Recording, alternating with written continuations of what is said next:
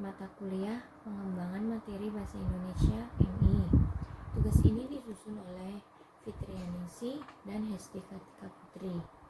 Menurut kelompok kami, setelah membaca buku tentang teori pengembangan ajar dari berbagai sumber, kami telah menemukan berbagai hal pokok yang terkait dengan hakikat pengembangan bahan ajar, yaitu sebagai berikut. Yang pertama, pengertian bahan ajar. Yang kedua, jenis-jenis bahan ajar. Yang ketiga, prinsip-prinsip dalam memilih bahan ajar. Yang keempat, langkah-langkah pembuatan bahan ajar. Yang kelima, menentukan cakupan dan urutan bahan ajar di SDMI. Yang keenam, sumber bahan ajar SDMI. Yang ketujuh, strategi dalam memanfaatkan bahan ajar di SDMI. Penjelasan yang pertama yaitu bahan pembelajaran merupakan susunan sistematis materi pembelajaran dari berbagai sumber bahan pembelajaran, baik yang tertulis seperti buku pelajaran, modul, handout, LKS, maupun yang tidak tertulis seperti maket, bahan ajar audio, bahan ajar interaktif yang dipakai atau digunakan sebagai pedoman atau panduan oleh pendidik atau instruktur dalam proses belajar dan pembelajaran. Penjelasan yang kedua yaitu jenis-jenis bahan ajar. Berdasarkan bentuknya dikelompokkan menjadi 4 kategori. Yang pertama, bahan ajar cetak, bahan ajar dengar, bahan ajar pandang dengar, dan bahan ajar interaktif. Bahan ajar menurut cara kerjanya dibedakan menjadi 5 macam, yaitu bahan ajar yang tidak diproyeksikan, bahan ajar yang diproyeksikan, bahan ajar audio, bahan ajar video, bahan ajar media komputer. Kemudian bahan ajar menurut sifatnya dapat dibagi menjadi 4 macam. Yang pertama, bahan ajar yang berbasis cetak, bahan ajar yang berbasiskan teknologi untuk praktek atau proyek. Kemudian bahan ajar yang dibutuhkan untuk keperluan interaksi manusia. Penjelasan berikutnya, prinsip-prinsip dalam memilih bahan ajar merupakan kriteria tujuan instruksional relevan dengan kebutuhan siswa, kesesuaian dengan kondisi masyarakat, materi pembelajaran yang tersusun dalam ruang lingkup dan urutan yang sistematik dan logis, materi pelajaran bersumber dari buku sumber yang baku, pribadi guru yang ahli, dan masyarakat.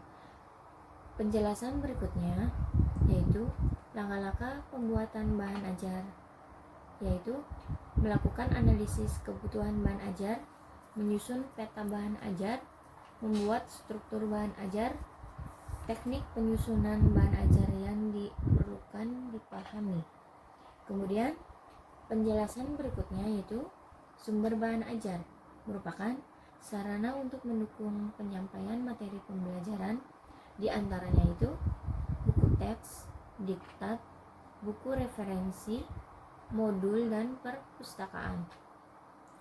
Strategi dalam memanfaatkan sumber belajar yaitu menggunakan secara efektif dan efisiensi bahan ajar yang sudah tersedia dan membuat bahan ajar yang memang belum disediakan di sekolahan dalam berbentuk kreativitas guru dalam mengajar di kelas. Kemudian strategi dalam memanfaatkan bahan ajar SDMI yaitu terdapat 2 strategi. Yang pertama, strategi penyampaian bahan ajar oleh seorang guru, yaitu strategi urutan penyampaian simultan, yaitu jika harus menyampaikan materi pelajaran lebih dari 1, guru menyampaikan materi seluruh secara serentak, kemudian dibahas satu persatu materi yang kurang dipahami atau metode global. Kemudian strategi penyampaian sukesif, yaitu jika guru menyampaikan materi pelajaran lebih dari 1 secara mendalam, kemudian secara berurutan menyajikan materi secara mendalam pula. Kemudian strategi penyampaian fakta, yaitu Jika guru menyampaikan materi pembelajaran yang termasuk ke dalam jenis fakta. Kemudian, strategi penyampaian konsep yaitu materi pelajaran berupa definisi dan pengertian. Tujuan penyampaian ini agar peserta didik lebih paham untuk menemukan ciri-ciri, unsur-unsur, dan lain sebagainya. Strategi penyampaian prinsip yaitu yang termasuk jenis mata pelajaran dalam bentuk prinsip yaitu dalil, rumus, dan lain sebagainya. Kemudian strategi penyampaian prosedur yaitu agar peserta didik mampu melakukan kegiatan atau praktek berdasarkan prosedur yang sudah ditentukan. Kemudian ada strategi mempelajari bahan ajar oleh siswa. Dalam mempelajari bahan ajar oleh siswa dapat dikelompokkan menjadi 4 jenis, yaitu menghafal, menggunakan, menemukan, dan memilih.